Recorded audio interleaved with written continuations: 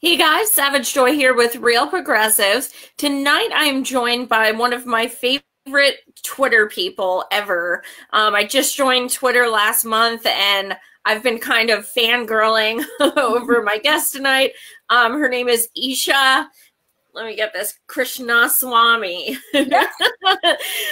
But you can find her under, it's Esha Legal, right? Yeah. She is, so I call her the queen of receipts because this woman is just amazing. Like, you'll say, well, Obama did this, and she'll be like, actually, boom, boom, boom, boom, boom. And she has like 20 articles that are like, no, you're wrong. It's just incredible. You're just a superhero with receipts on things. So you are actually a legal scholar. Do you want to tell everyone what you do for work in that field? Yeah. Right now I am working on creating a nonprofit. So I don't know if you guys are familiar with ALEC. Yes. Okay, so there's this right-wing think tank that does really horrible stuff. And what they do is they have these legislative conferences where they take legislators to really fancy places and give them like plug-and-play laws. If you guys remember, last year all these cities passed a minimum wage law, and then suddenly all these states had this exact same law with the exact same text on minimum wage preemption. So we want to be the left-wing version of ALEC. Our first project was working on prison voting. Like right now we have about 2.3 million people who are in prison who don't vote. And we think we need to get rid of felony disenfranchisement. And also we need to have prisoners voting because, I mean, you have the private prisons lobbying, so you need the prisoners voting. Absolutely. So in Florida, we just had well, I shouldn't say we, I'm in Pennsylvania, but they did just have a victory as far as that goes, as far as I believe it was 1.4 million former felons are now able to vote. So that's kind of what you would like to do across the country?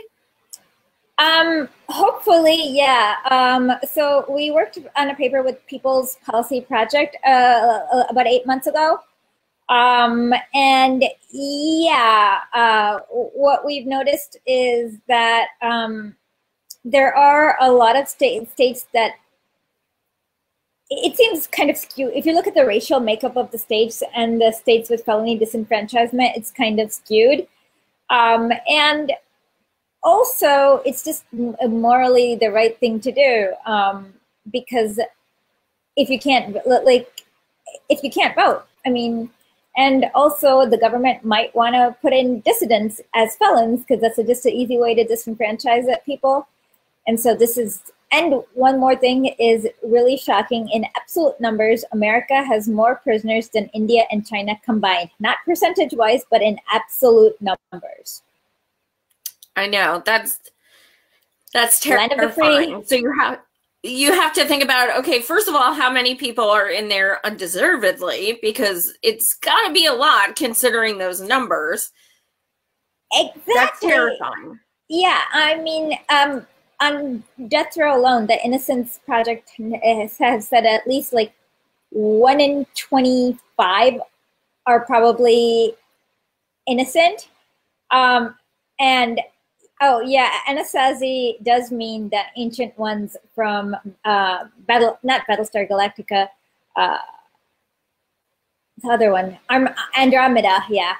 And I just did that so that people couldn't find me with my real last name.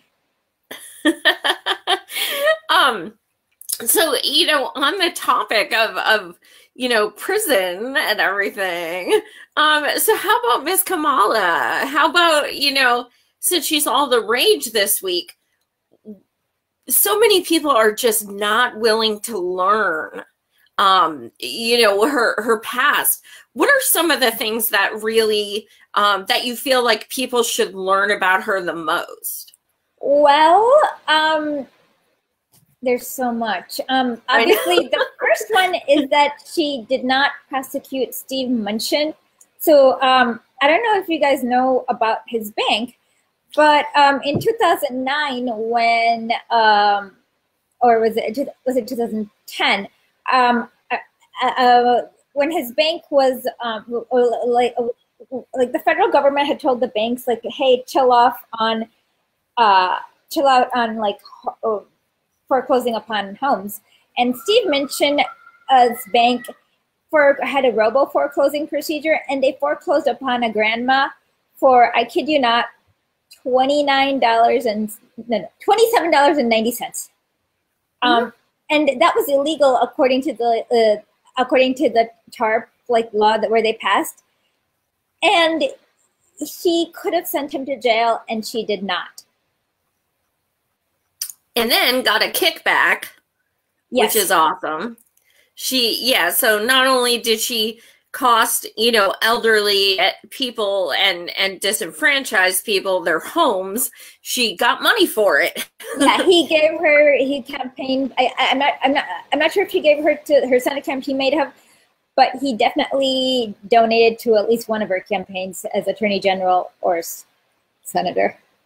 Right. Now, what are some of your concerns as far as her as a cop prosecutor? Everything.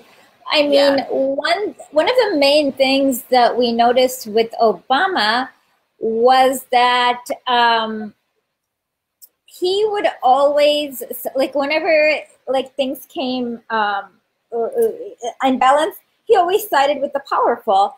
And so if she cannot stand up to the powerful, we know that she'll always be convinced to invade Libya. She'll always be convinced to bail out the banks, but then not and cut welfare. So she has no history of ever standing up against the powerful on behalf of the poor. And so who she's going to staff her cabinet with, and those are the people with the empathy for the 1%, but no empathy for the 99. Exactly. So I have this fear, and I don't know if it's irrational or what, but I have a fear that she's going to make Hillary VP. That's my fear. Oh, no. She's actually, believe it or not, she may be worse than campaigning than Hillary Clinton. She's atrocious. Did you guys see this Wakanda video? I thought it was a joke. At first, I swear, it took me like, I was embarrassed for her. Like I thought it was a parody first. Oh my God. Oh my God, it's so sad. And like she's there like dancing to Cardi B, and then Cardi B is like, vote for Daddy Bernie, bitch. And it's just perfect. And then she's like, I'm eating a sandwich in a train station, although there's no bite out of it, and I have my pinky up when I'm trying to eat it. Like, it is like, I thought Hillary was the queen of pandering, but my God. What about for me as an Indian American, the most offensive one was when somebody asked her about her Indian mom, and she's like, I'm a proud American. I'm a proud American twice. Like, and she laughed. She's like, hey. So it's like, it reminded me a little bit of Bobby Jindal. Yes. I've heard other people say that as well. And then she was asked, why is it, this was a couple years ago, why is it? Hold on. Yes, Lance. Kamala did a video on Wakanda, and maybe I'll put it up on my Twitter page. How about that? Yeah, totally. Kamala was being interviewed. I want to say it was like 2 years ago. It was recent, and they were like, why do you not support cannabis legalization like your opponent? And she goes, well, that's his opinion, and she starts laughing, and I'm thinking, here's what it comes down to. You made money off of imprisoning Black and brown people for having this much weed in a baggie. You don't want it legalized. Like, oh yeah, but you know who she didn't imprison? Have you guys heard about the San Francisco fajita case? Yes. Okay. Why don't you explain it to other? Okay, in 2000, before she was the DA of San Francisco, a whole bunch of, like, there were these two cops who saw this man coming out of a fajita restaurant, and they just tried to grab his fajita, but then like he fought back, and then there was like a big brawl. And anyways, in the end, what happened is he tried to call the police, and then they realized that it was the chief of police son, who was also a policeman, who was trying to steal these fajitas from these two men and beat them to a pulp. But then, so then like, eventually they found out there was like 7 cops involved in the case. And with one of the cases, so what happened was that then Kamala Harris became the DA of San Francisco. And so they charged all of them with conspiracy. And with one of the cops, like, first of all, like, you know that the prosecutor has ultimate discretion, and somehow she, quote unquote, couldn't get it to stick. But on top of that, she let him wipe his record clean. His name was Craig Soar. And she didn't even object to him wiping his record clean. Like, the San Francisco's examiner said that. But about 8 years later, he had to quit because he was part of that racist text messaging thingy in San Francisco. Yes. Mm-hmm. It's incredible. It's like the things that, you know, people hate Trump, but they, you know, support her even though she let Trump's crony off the hook. And it's just you know, it's staggering. It seems like the people who are so defensive of her are primarily white women, which is very frustrating. I see a lot of white women just coming out and being like, no, it's okay what she did. And it's, you know, what she did was egregious in so many ways. And if she wasn't fair as a prosecutor, I don't know how we can possibly trust her to be fair to lead the country. Absolutely. And my theory is that most of those white women are very comfortable with status quo. Absolutely. So at that point, like, you want anyone who's going to hold up status quo for you and not make you feel bad about holding up status quo. Right. Absolutely. It's complacency, but it's also enabling.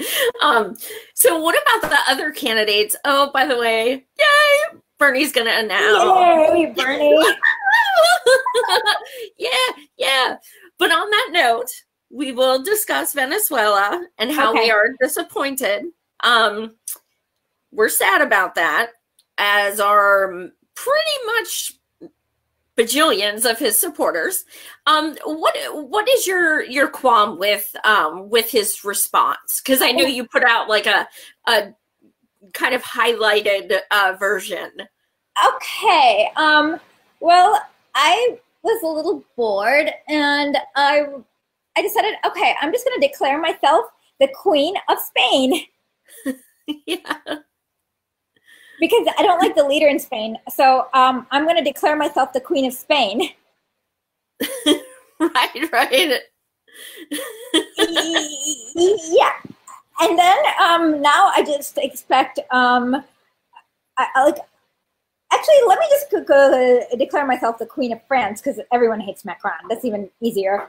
And now I want all the countries to now just give me $20 million to build a private debt squad. Right.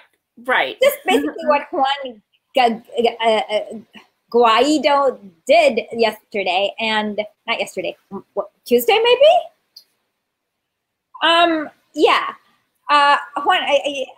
And so the thing is that that is not the time where, well, first of all, I think Bernie's afraid of, oh no, let's declare Jeremy Corbyn the King of England.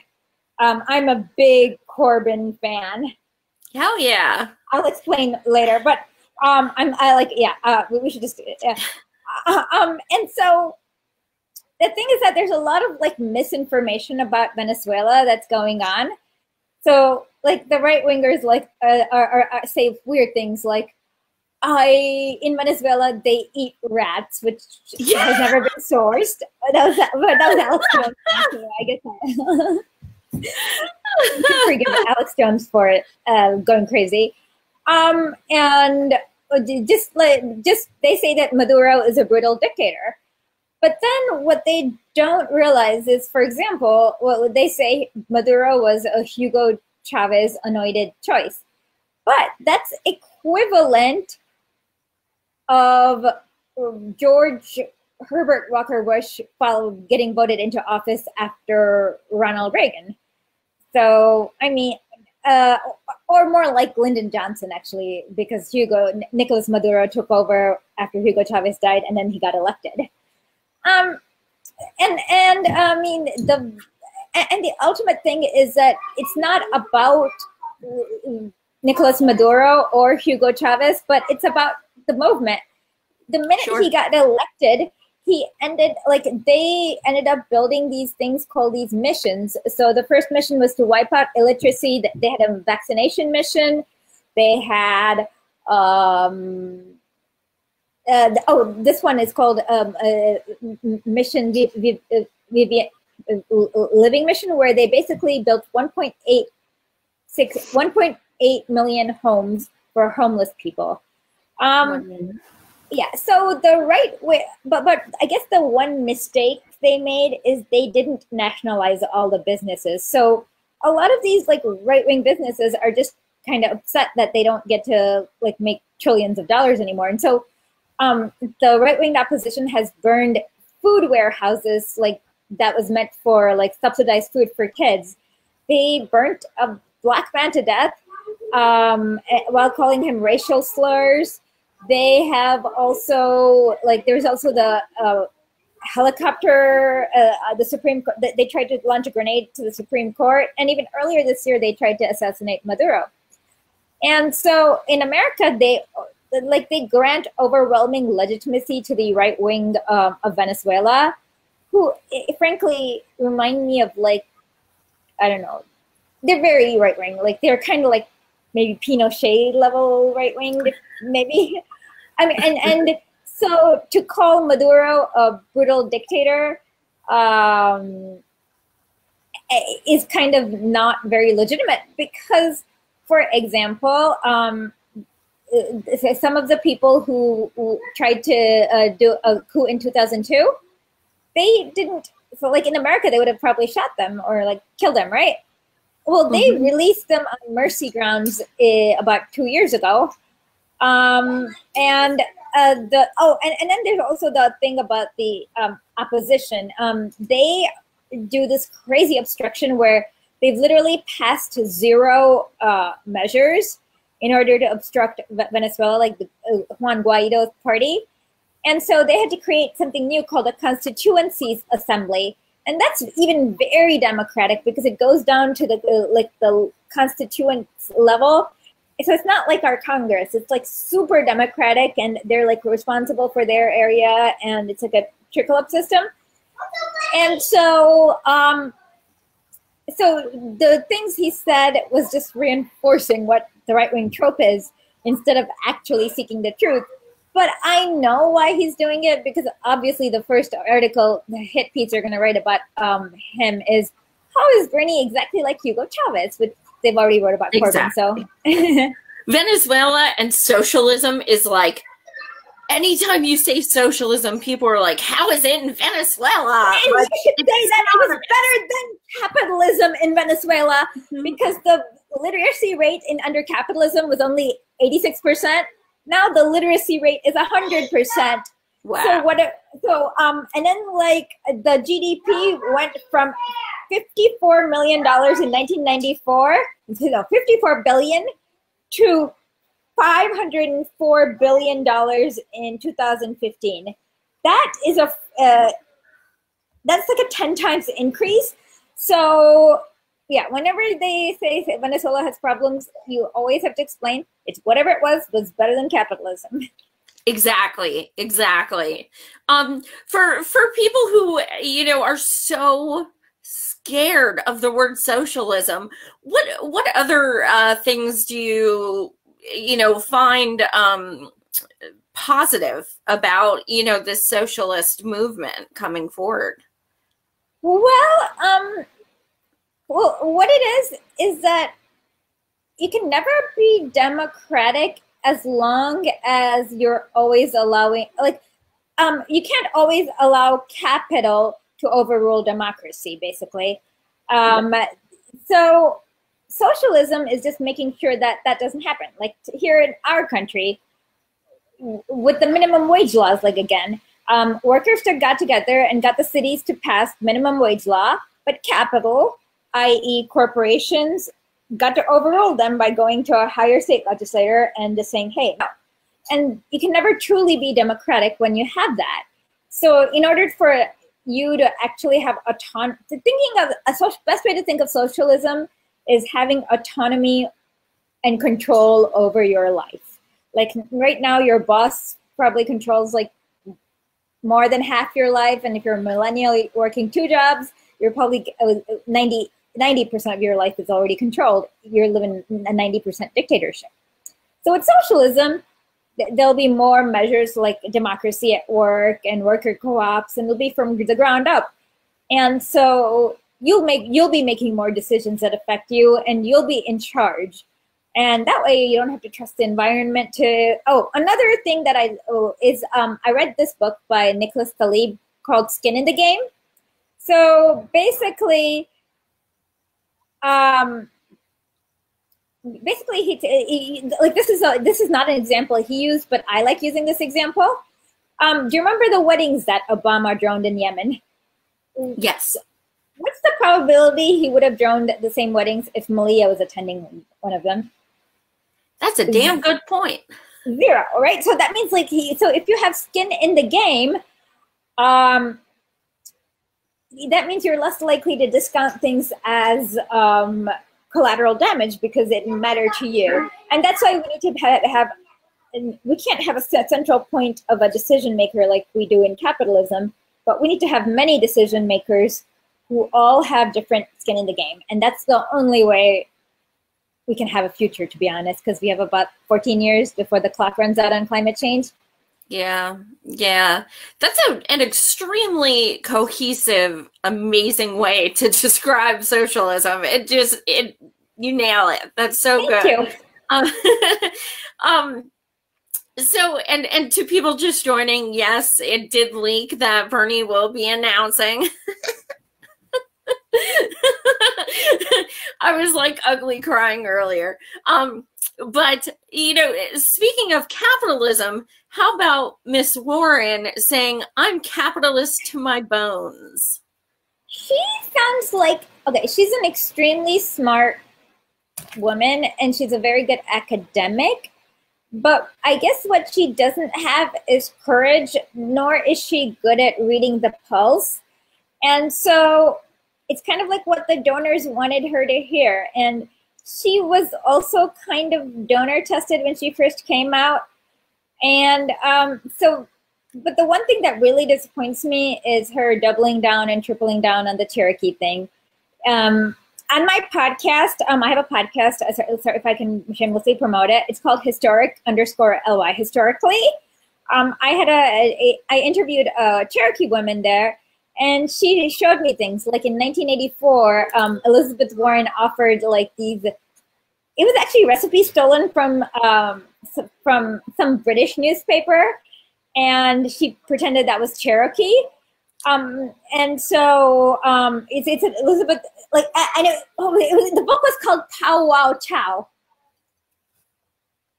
Oh my God. Yeah, so she definitely lied about her heritage, and she could have used, but she's like doubling and tripling down, and she has not contacted a single person in the Cherokee Nation, so which makes me think she doesn't care. And she also let Trump troll her into taking a DNA test. Come on. I mean, is she going to be able to handle anything from him? I know, that's the thing. I really, really doubt she can beat him, like really doubt. But to see them on a debate stage together would be painful because he would destroy her. Yeah, basically, like he would be the person throwing literal crap at the thing, and she'll be starting to say, this is not legal according to 35 USC, blah, blah, blah. You know what I mean? Yeah. You know, I would love that person's name after the show, because I was actually going to post a request on Twitter to speak with someone, an Indigenous people, person, whoever, about that topic, because I've read a lot of articles that are, you know, that they're saying they're very hurt because she's not understanding that. Well, first of all, she looks like a damn idiot because she's like 1/1,000,000th. Well, even that, no, you can, okay. With the Cherokee Nation, actually, I will give it to you. I actually, I spoke to their, I called them up and I spoke to their, what do you call it, communications officer. So yeah, I'll give it to you right after. I'll email it to you. But with the Cherokee Nation, the way the agreement worked was that the nation had actually adopted a lot of the, well, okay, there's a little bit of a controversy, not a little bit, there's some gray issues where they also practice slavery, but then they also they also had a community of like white people who are living with them as Cherokees, and so they, in the 1864 when they drew up their constitution, a Cherokee was not defined by race but by cultural heritage. If they Right. And so if she knew that, like, she'd know that you can't be a Cherokee or not be a Cherokee through a DNA test. Right. And then, you know, I wouldn't be bragging if I were her, because she literally ignored Standing Rock. So, yes. But I mean, that was just atrocious. That she also lacks the political courage test, because she has never been able to actually stand up against power on behalf of the people. Standing Rock is an example. Not endorsing Bernie is an example. Her stance on Israel is pretty horrendous. Same with Kamala. Yeah. Her buddy, you know, her picture with Buddy Netanyahu, and they're both, Warren, I don't think a lot of people realize that she takes corporate donations. Oh, she does. And actually, well, she had one of her first fundraisers was with NASDAQ. This time you mean? Yeah, like for the presidential run? Yeah, early January. Oh, I'm writing that shit down. Yeah. I didn't know that. Oh, yeah. And what happened is that, so she's kind of like the I guess not, I shouldn't call her the FDR, but the idea is that, like, back in the 19 whatever years, there was either like somebody like the Bolsheviks who's going to come and overthrow capitalism, or somebody like FDR who's there to save capitalists from themselves. And I believe, like, she's going to try the latter function, when now capitalism has been less politically tenable than ever. And Deborah, I don't have any claim to fame. I'm just a normal person. Well, she has a podcast, and my comrade here just posted the link in the comments. Also, definitely follow her on Twitter. So yeah, definitely. If you're on Twitter, absolutely. I learn a lot from you. Like, I really do. You're just, I mean, you teach me so much. I feel like I focus a lot on, you know, my mind gets occupied with a lot of crap that doesn't need to be in there. So you bring me back to stuff that's actually important. So what else do you think, as far as, you know, who else has announced? Oh, Tulsi. I know you have a lot of grievances with Tulsi. Yes. I hope you guys don't have too many Tulsi fans here. I think a lot of people are, but the thing is, people need to acknowledge she has flaws just like everyone. However, she has a past. And I've said on my show many, many times, people are not going to like the things they learn when she announces her run because they're going to come public. And the thing is, people think because she was in the service, she's automatically good, you know, with you know, topics of war and stuff. And that's not always the case. So realistically, it needs to be talked about. Okay, so let's talk about, I guess the first thing that I want to talk about is her very uncomfortable, well, her funding sources. So Narendra Modi is the Prime Minister of India, and he belongs to this far-right party called the BJP party. Modi is a lot like Trump, except he's a smart, competent version of Trump. So in all of her congressional campaigns, like top levels of like Modi officials have come to fundraise for her, and Indian Americans who are friendly towards Modi has given her money, including one guy who was like a Mississippi Republican who donated about 3 weeks ago. He's also a Hindu nationalist. And so she may, but what she's really good at is, I guess she's really good at feeling the pulse of the nation. So she kind of, she kind of knows where to go with the wind. Like she's always changed it, which is a good sign for a politician, but maybe not for a leader. And one thing that really made me uncomfortable is that there was an interview in India a few years ago where this woman asked her about torture. And for me, there's only one stance on torture, and that's no. But Tulsi was like, gave that Sam Harris hypothetical, like, oh, what if there's a ticking time bomb and we need to save an infant? And right. So that part was really, really troublesome for me. Yeah. And not to mention, I mean, now she comes out and says is against the coup in Venezuela. But about 4 years ago, she actually co-sponsored a bill about respecting human rights, and that was for Leopoldo, whatever, like the right-wing opposition, who's very, very racist. And so, and nearly like 2 years ago, she wanted more weapons in order to defend America from North Korea. So she's had very right-wing neocon positions. And even on Syria, until 2015, she wanted to do the moderate rebel route and divide the country into three.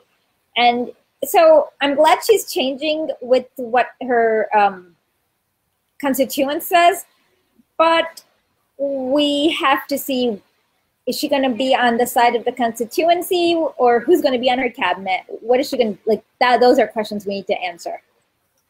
Yeah, absolutely. I think, you know, the things you mentioned are also my concerns as well. And does that mean I won't vote for her? No. I mean, Bernie's my man. I'm not voting for anyone over him, but but I mean, to be quite honest, there's a really strong possibility she'll drop and be as VP. So I don't think he'll put her as VP.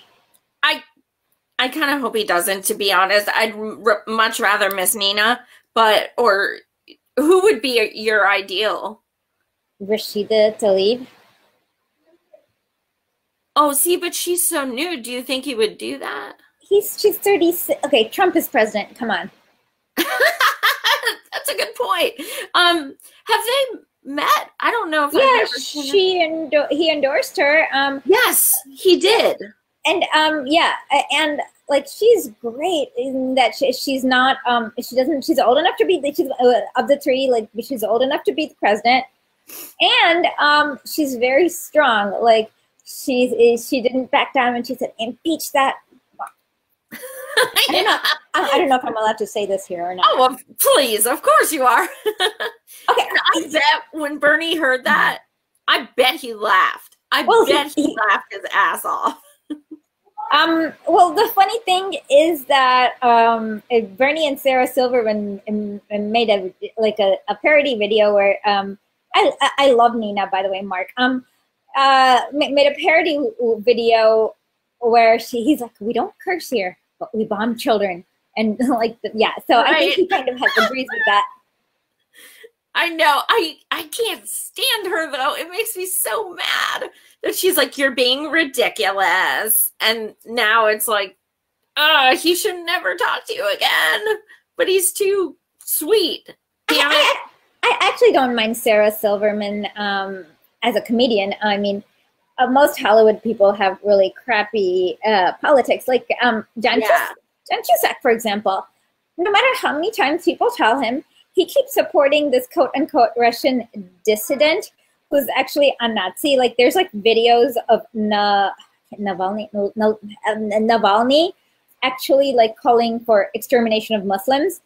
And then there was a time where he wanted to protest for free speech by having everyone wear swastikas. So it's not like he's like very hidden and about. Who supports him? John Cusack. He calls him like, and it's like at this point, like about 100 people have told him this guy's a bad guy, and it's like now, like it's like has to be willful ignorance. I've seen the name all over Twitter, but I didn't realize John Cusack. Oh my!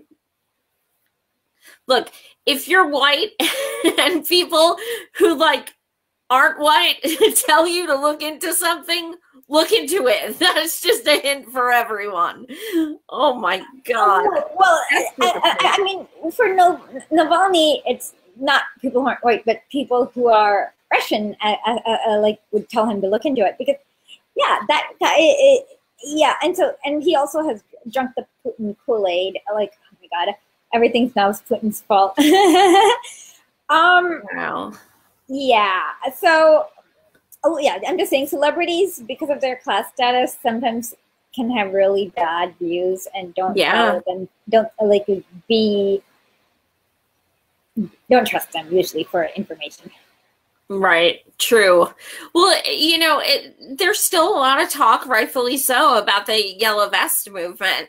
And I mean, it's, you know, you see a lot of people say, we need that here, we need that here, but the fact of the matter is our biggest march is one day a year, and it's a women's march. And then after that, people talk about how they'd rather be at brunch. So how would we possibly get to that point? Do you think that's feasible?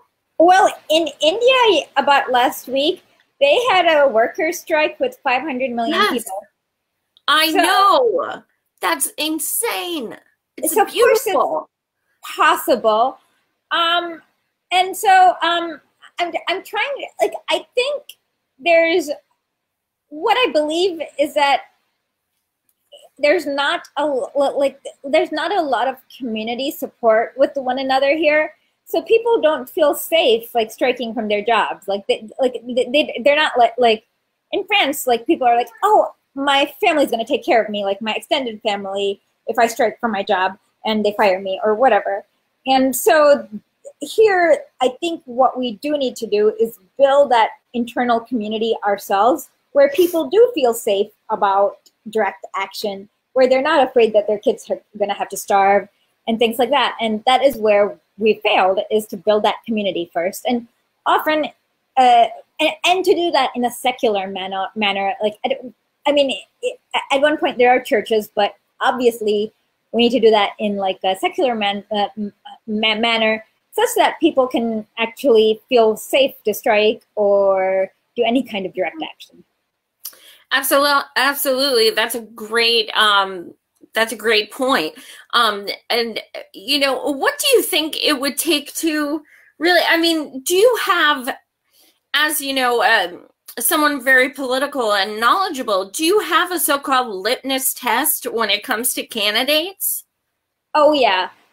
They have to oppose Saudi Arabia and the war in Yemen. They have to support Medicare for all, or NHS, like one of those two, and they need to want to tackle climate change with the same kind of urgency that they would do a tax cut. So yeah, so at least those three, if not more. I'm the same, except I want money out of politics too. Oh, that's it. Me too. Sorry. Yeah, I feel that like one. the more I think about it, that's what everything comes back to. It all like that, you know, the big donors. That's why we don't have Medicare for all and a Green New Deal and everything else. It's like it all comes back to that one thing. Capitalism. Yeah. I interviewed Congressman Ro Khanna 3 times, and he keeps telling me no one is signing on to my bill that, you know, he drafted a bill that states, you know, people in Congress can sign on if they agree to not take any more big money. And there's been 6 people for over a year, including him. Oh, yeah. Oh, by the way, Greg Mallard, I completely support a federal jobs guarantee, because what happens then is that the federal government can set this is the standard, and in order for a private sector to woo away a candidate from the federal job guarantee, they'll have to pay higher. So if the federal government pays $15, then suddenly minimum wage for everyone changes to like $18 because you have to be better. And so, yes, I completely support a federal jobs guarantee, and I think it's a great idea. That would give us, that would be the only thing that would get us, you know, give us that, some good chances in this 11-year, 12-year span, is if we get a federal jobs guarantee, we create tons of green jobs, and then we can start combating the shitstorm. Well, Rob, I actually, I'm studying a lot of MMT, and this year I went to the MMT conference. So you guys should come to it next year. Every year they have did we meet at the MMT conference? I was not there, no, but a lot of RP people were. Yeah, I met Steve Grumbine, and yes. so yeah, so I see him watching. He was happy you were coming on. So all of you should come too to the MMT conference next year. Yeah, for sure, absolutely. I was in Vermont at Bernie's birthday party, so I was like, you know, I won't be there. But yeah, I mean, that's awesome. Well, you have a background in economics, don't you? No, math. Math. Okay. Yeah, I thought I read something about that. That's awesome too. How do you incorporate that into your into really your daily life or anything?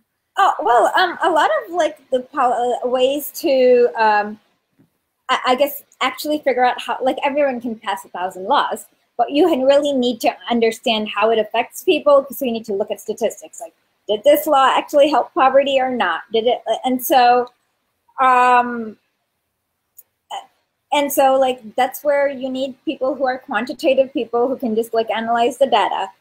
And because otherwise what you have, well, with the world of like economics and a lot of world of law, there's a lot of like Koch brothers funded universities, junk stuff coming around. So we, the people, need to be extra diligent in looking through the data. Otherwise, you're just not going to, otherwise you can't just trust the studies anymore because of how capitalism has infiltrated. So you have to be able to dig it out yourself to make sure you can like see, oh, is this good, or is this like nonsense, and is this sound? Right. And that's what's always very impressive about your receipts that you provide on Twitter. It's always accurate. What advice can you give to people who just look at headlines and post stuff, even though it's 5 years old and they get everyone in a frenzy? How do you encourage people to actually be able to tell what's accurate and what's not, and what's current and what have you? Well, first of all, people need to have self-confidence in themselves, that no matter what the topic is, if they spend enough time reading or working through the thought process, they are capable of fully grasping it. So that way you don't have to rely on authority. Like, so for example, in math, you don't have to ever believe like 2 + 2 = 5 or what 4. you have proofs, right, that you can go through yourself. And that's the same kind of confidence that you need to approach everything with. So you have to, so that then once you start doing that, then you can rigorously, then you should always look for firsthand sources. So for example, if there's a New York Times article about police brutality, look to see if there's a video itself and look at that video first. And then look at how the New York Times interprets it. Because yeah, it's all, unless it's a primary source, you're always bound to have interpretations. And also be aware of how you're manipulated. Like a lot of times, for example, they did this in Syria, Libya, they say it's a humanitarian crisis, and that tugs at your heartstring because you're a good person, and they're taking advantage of that. So, so you have to remember, as long as Saudi Arabia is alive, there's no, you know what I mean? America doesn't care about it. And so don't let them tug at your heartstrings. And so, yeah. Yeah, that's what I would say. And take the time. You don't have to go through anything that interests you, instead of just it's not about winning. Just it takes some time to take a deep breath, but just have the confidence in yourself that you'll be able to dig through any topic, no matter how hard it is. And don't be afraid of buzzwords. Great advice. Absolutely. Yeah, it does get overwhelming with all the info. I mean, just and I know you get tagged a lot. You must. Mm-hmm. I swear I get 50 messages a day, and it's just, I'm tagged and stuff, and I'm like, so much information. My head's gonna explode. So you have to pick and choose what's, the validity, and really go through it.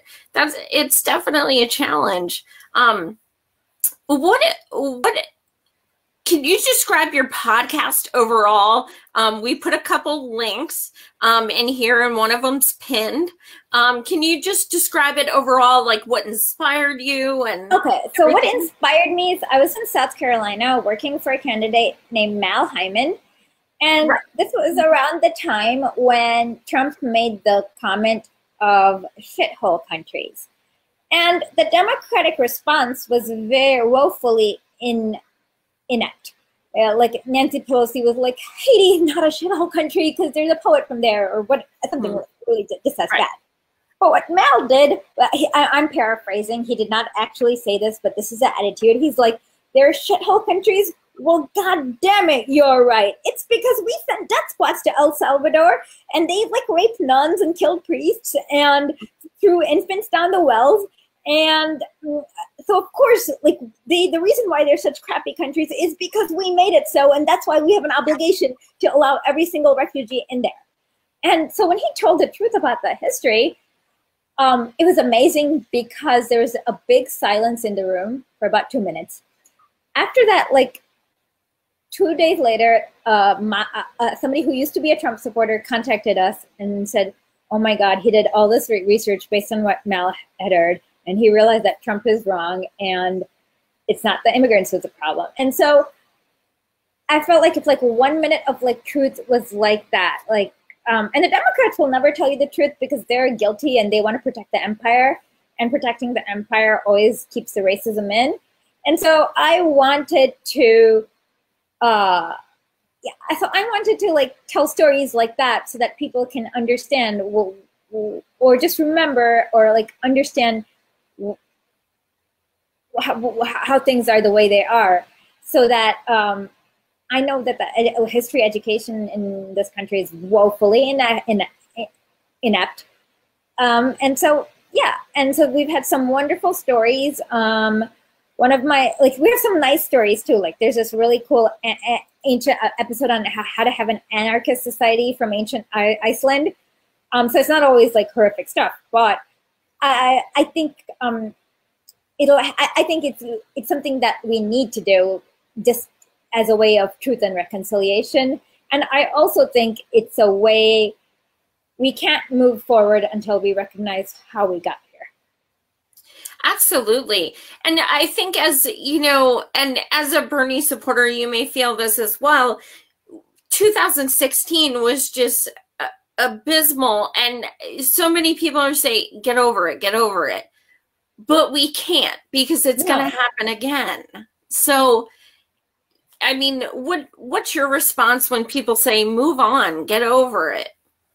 We don't, people are still dying, and there's still GoFundMe's for healthcare.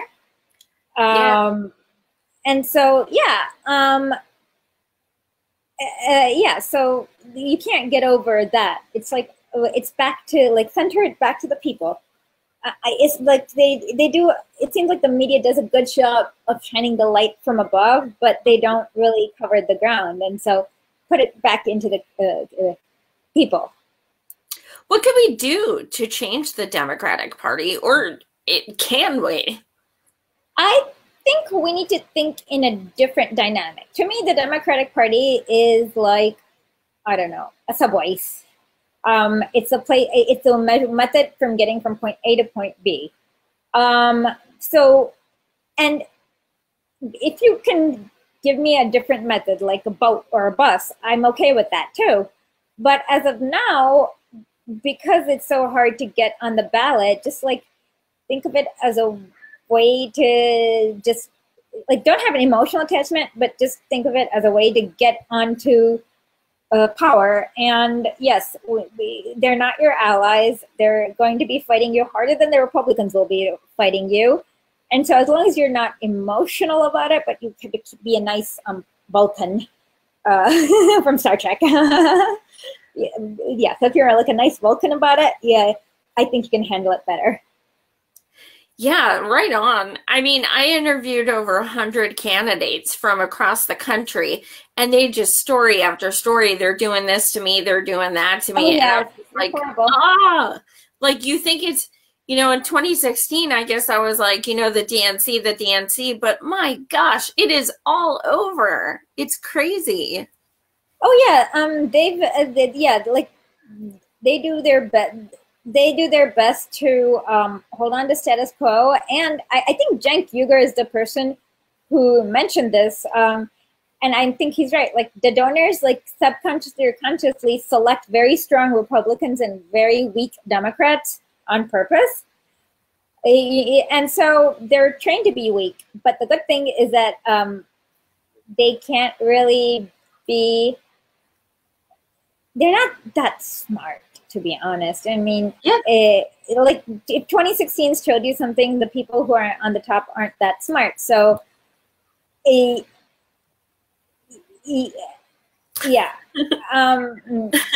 They want to lose again because they're already instilling Kamala. I mean, it's going to be that we're okay if a Republican wins as long as Bernie doesn't. Like, because a socialist is a real threat to their power and their status in society. And exactly, a capitalist isn't.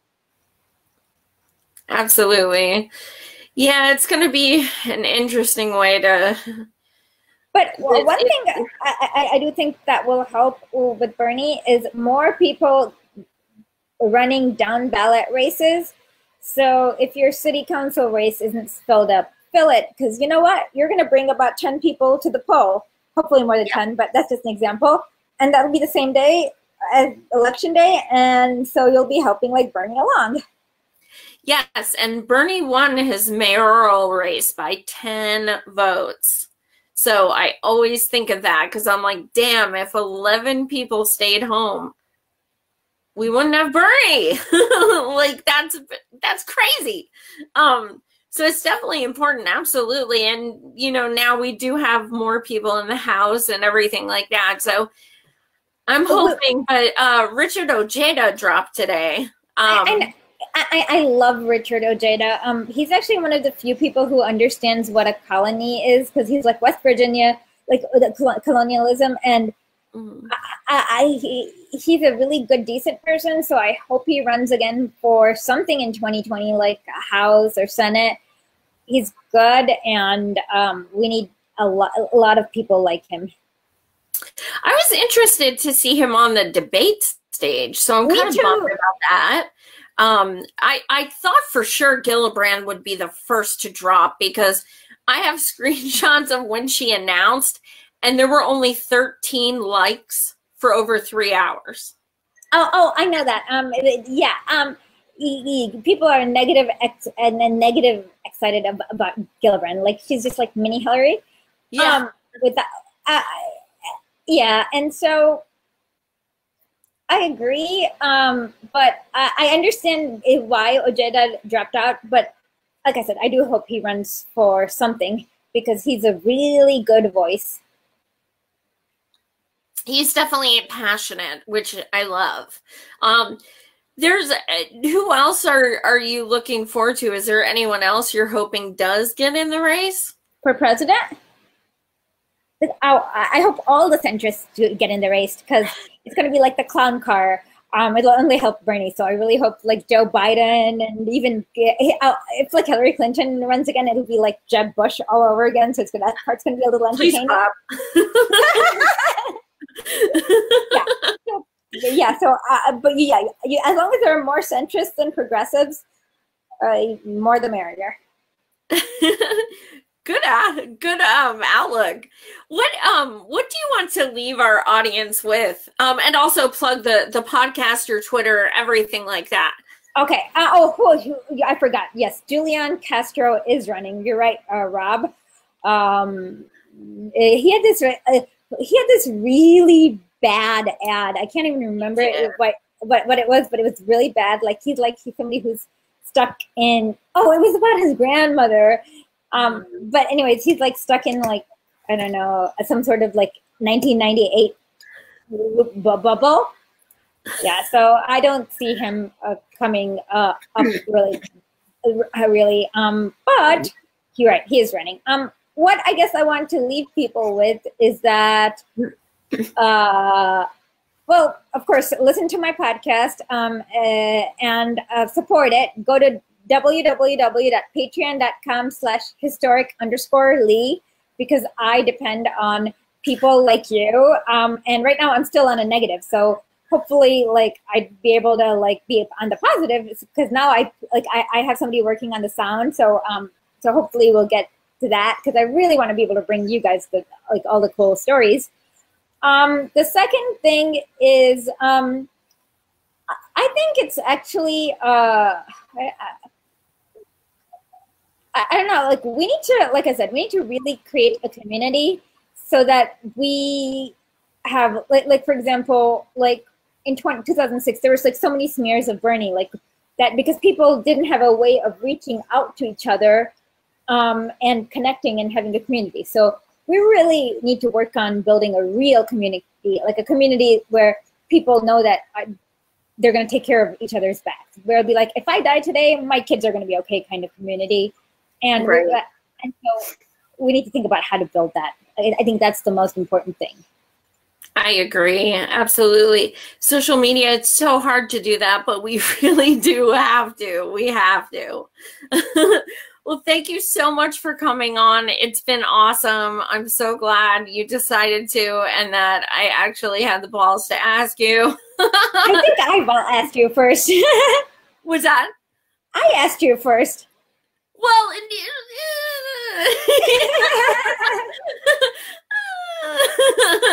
yeah, I kind of was. I was like, I wonder if I even said that to the team here. I was like, I wonder if she'd come on, but I don't know if she would. So well, all well that ends well. Okay, well, thank you for having me, and I hope to watch your show more often and keep up the good work. Like, I love the way the Real Progressives does everything. Awesome. Thank you so much. We love to hear that.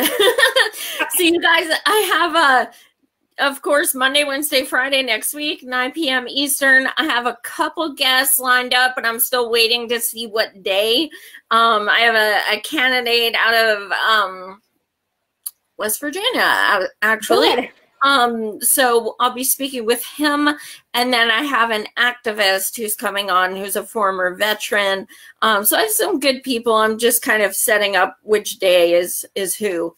But thank you guys so much for watching. And of course, if Bernard himself comes out this weekend to announce, I'm going live. So that's hopefully that'll happen this weekend. Also, because freaking Mike from the Humanist Report wants me on as a guest as soon as Bernie announces. Wow. So he needs to hurry up because Mike is bae. Well, thank you, Lance, and everyone, and I hope to speak to you soon. Have a nice day. You too. Thank you so much. Bye. Bye-bye.